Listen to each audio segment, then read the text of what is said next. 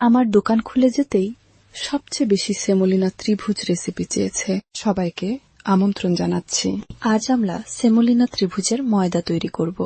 প্রথমে তরল উপকরণ খামিরের সাথে মিশিয়ে মেশালাম, তারপর শুকনো উপকরণ যোগ করলাম।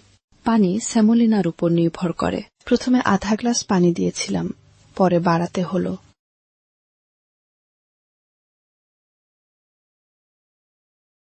কিন্তু এখানে সেমোলিনা নতুন ধরনের ছিল, তাই আমাকে পানি বাড়াতে হলো।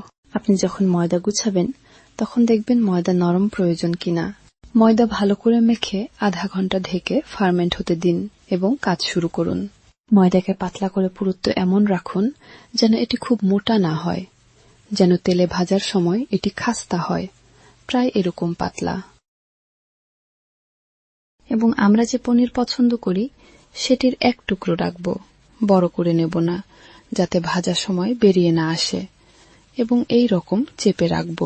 এই রেসিপি খুব সহজ এবং করার কাজ খুব মজার এবং সোজা। টুকরো করে কাটার পর আমরা ভাজা শুরু করব। ভালো হয় যদি আগে থেকে এটা ফ্রিজে রেখে দিই, যাতে এটি জমে যায়, এবং মাঝারি আঁচে তেলে ভাজি, যাতে ভিতরের মাটি ভালোভাবে সিদ্ধ হয়, এবং উপরে চিনির শিরা ঢেলে পরিবেশন করি। এবং শুভেচ্ছা রইল।